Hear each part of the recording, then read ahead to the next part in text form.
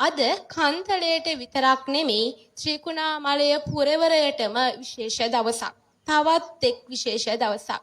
අපි මේ අරගලය නැත්නම් මේ බලපෙරළියේ විප්ලවය අපි පටන් ගන්නේ මීට මාස 6කට විතර පෙර.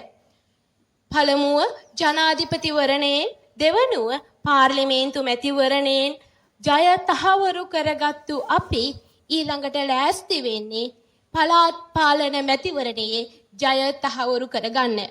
එසේනම් ඒ වෙනුවෙන් පෙළ ගැසෙන මේ සියලුම අපේක්ෂකයන් හඳුන්වා දෙමින් සහ ඔවුන්ගේ ජයග්‍රහණය තහවුරු කරමින් පැවැත්වෙන මේ අද දින පැවැත්වෙන මේ රැළිය සඳහා සහභාගී වී සිටින සියලුම දෙනාට මා ගෞරවපූර්වකව හිස නමා ආචාර කරනවා. ඒ වගේම කන්තලේ පුරවරය හරිම විශේෂිතයි.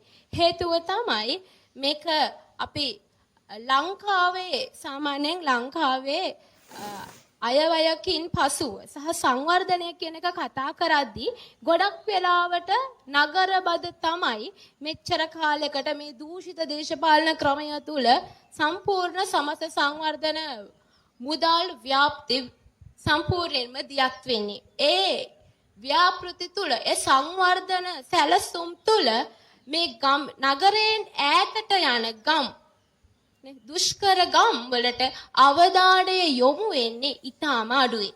එතකොට ඒ අවධානය යොමු වෙච්ච ඊටාම අඩු අවධානයක් යොමු වෙච්ච ගම් පළාතක් විදිහට තමයි මේ කන්තලේ පුරවරයත් අපිට හඳුනා ගන්න පුළුවන් වෙන්නේ. කොච්චර മന്ത്രിවරු පහළ වුණත් ඇමතිවරු පහළ වුණත් කන්තලේ තාමත් එකම තැන.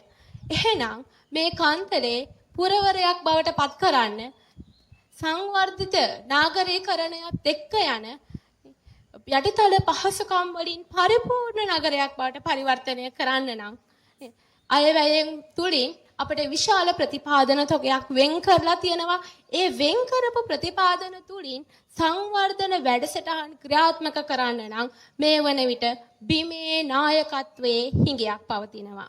ඒ හිඟය වෙන මොකවත් නෙමෙයි. පුද්ගලයන් තුල නායකත්වය තියෙනවා.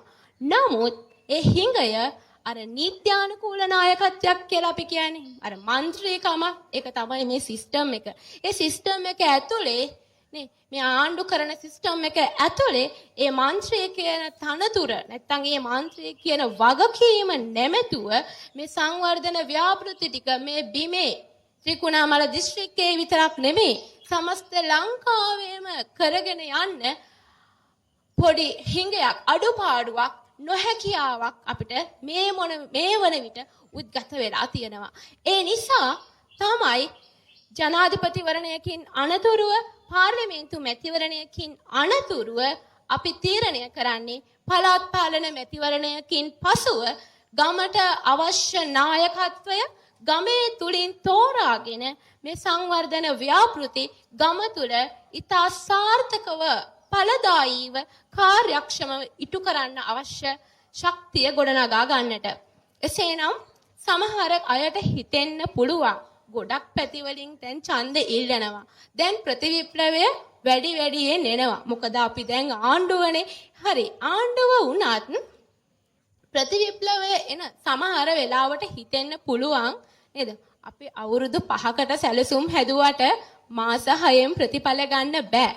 හැබැයි මාස 6න් ප්‍රතිඵල ඉල්ලන බොහෝ අය ආණ්ඩුව විවේචනය කරද්දී ඒ විවේචනයන් මතින් පදනම් කරගෙන මේකේ බලය ඉල්ලන තවත් දූෂිත නේද? අර පෙර අවුරුදු 76ට වග කියන්න ඕනේ. දූෂිත දේශපාලකයෝ ඒ අර ජනතාවගේ තියෙන අපේක්ෂාවන් කර මතින් දැන් මේ මොහොතේ මේ සමාජය තුල කරනම් ගසමින් ඉන්නවා. ඉල්ලන්න තියෙන එක දෙයයි. නේ ඔවුන්ට බැරි වුණා. අවුරුදු 76ක් බැරි වුණා.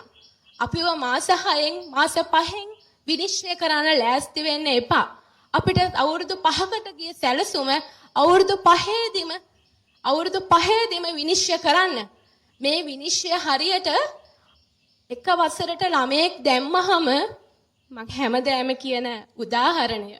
එක වසරට ළමයෙක්ව දැම්මහම මාස 5ක් විතර ගිහිල්ලා ශිෂ්‍යත්ව ෆේල් කියනවා වගේ වැඩක් මේ කරන්නේ. අවුරුදු 5ම විභාගේ ලියන්න නම් අවුරුදු 5ම ඉස්කෝලේ යන්න ඕනේ. අවුරුදු 5ම වැඩ කරන්න ඕනේ. නේ? එතකොට තමයි ශිෂ්‍යත්ව පාස් වෙන්නේ. දැන් මාස 6න් කියනවා ඒ ළමයා ශිෂ්‍යත්ව ෆේල් කියලා. නේ? ඒ වගේ වැඩක් මේ කරන්නේ. ඉතින් මේක මෙන්න මේ මිනිසුන්ගේ තියෙන මේ සමාජයේ තියෙන සමහර වටහා නොගැනීම් මතින් පදනම් කරගෙන තමයි අද විපක්ෂය කරනම් ගහන්නේ. එහෙනම් මම ඕගොල්ලන්ගෙන් ආදරණීය ඉල්ලීමක් කරනවා පුද්ගලයෙකුට මේක කරන්න බෑ. තනි පුද්ගල චරිත වශයෙන් විපක්ෂයේ ඉදිරිපෙන සමහර තනි චරිතවලට මේ වැඩේ කරන්න බෑ. නේ? එයාලා කොහොමද තනියෙන් කරන්නේ? උදාහරණයක් විදිහට ඒ පුද්ගලයා ගමේ හොඳ පුද්ගලයෙක් වෙන්න පුළුවන්. නමුත් ඔහු නියෝජනය කරන කඳවුර, ඔහු නියෝජනය කරන ඉහළ නායකත්වය හොරකම නම්, වංචාව නම්, දූෂිතය නම් නේද? එයාලට පුළුවන් වෙයිද මේ අපේ ගම හදන්න?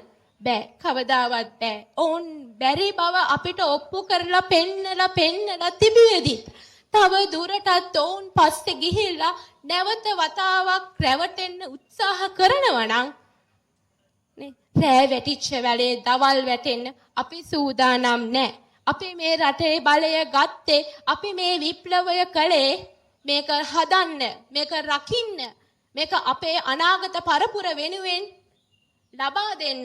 එහෙනම් ඒ වගකීම ඉෂ්ටු කරලා මිසක් අපි මේ වේදිකාවෙන් බැහැලා යන්නේ නැහැ. එහෙම බැහැලා යවන්න හිතන්නවත් එපා කියලා අපි විපක්ෂයට විපක්ෂයට මතක් කරනවා. ඒ වගේම මේ කඩා වැටිච්ච රටේ ආර්ථිකය බංකොලොත් වෙලා මේ කඩා වැටිච්ච රටේ අපිට ලස්සන අත්තිවාරමක් දාලා ගෙයක් හදන්න ඉඩ හසර හදලා දීපු අපේ ආදරණීය ජනාධිපති සහෝදරයාට අපි විශේෂයෙන් ස්තුතිවන්ත වෙන්න ඕනේ. කොන්ද කෙලින් තියාගෙන අද ඔය විපක්ෂයේ මිනිස්සු උනත් ඔය දේශපාලනය කරන්නේ ආදරණීය ජනාධිපති සහෝදරයාගේ තියෙන පෞරුෂත්වය නිසා. ඔහු පුද්ගලික පරිගැනීම් නොකරන නිසා. ඒ නිසා මෙන්න මේ අත්තිවාරම තුල ලස්සන නිවසක් ගොඩ නගලා මේ රට ලස්සනට හදාගන්න අවශ්‍ය කරන ශක්තිය, ධෛර්යය ආදරණීය ජනතාවගෙන් තව දුරටත් අපිට ලැබෙයි කියලා අපි ප්‍රාර්ථනා කරනවා. ඒ වගේම මෙවර පළාත් පාලන මැතිවරණ ඡන්දය වෙන ඡන්ද වගේමත් අති විශිෂ්ට ජයග්‍රහණයක් අපි වාර්තා කරනවා. ඒක තහවුරුයි. ඒ තහවුරුව මේ ගලාගෙන එන ජනගංග දැක්කහම අපිට පේනවා නේ විශ්වාසනීය. මේ විශ්වාසය ඔවුන් තව දුරටත් රැඳිලා තියෙනවා. මට තව එක චූටි කාරණාවක් කියන්න පුළුවන්. අපි කැන්වසින් යනවා. ඒ යනකොට මිනිස්සු කියනවනේ මිනිස්සු වෙනස් වෙලා කියලා. අපි කැන්වසින් ගියාම මිනිස්සු කියන්නේ නැහැ වෙනස් වෙලා නැහැ. අපි තව දෙනවා. අපිට විශ්වාසයි. මේ කරන වැඩ පිළිවෙල අපිට තේරෙනවා. තව දුරටත් මේ වෙනුවෙන් අපි බලා ඉන්නවා. බලාපොරොත්තු දැල්වාගෙන ඉන්න ආදරණීය සුවහසක් ආදරණීය ජනතාවට කියන්න තියෙන්නේ ඔබේ බලාපොරොත්තු සත්‍ය වශයෙන්ම තව අවුරුදු කිහිපයකින් මේ සැලසුම් අවසානයේදී ඉටු වේවි. මේ රට සංවර්ධිත රාජ්‍යයක් බවට පරිවර්තනය වේවි. ඒකේ පෙර නිමිති අද පසුබිමින් දැනෙනවා, පෙනෙනවා. ඒ වෙනුවෙන් අපි අපේ ජනාධිපතිතුමන්ට පාර්ලිමේන්තුවට හයියක් වෙමු. ඒ හයිය අපි හැමදාම ඔවුන්ව රැකගනිමින් මේ රට ගොඩ නගා ගන්නකම් අපේ දරුවන්ට මේ රටක් දායාද කරනකම් මේ වෙනුවෙන් කැපවෙමු කියලා ඉල්ලමින් මම නවතිනවා.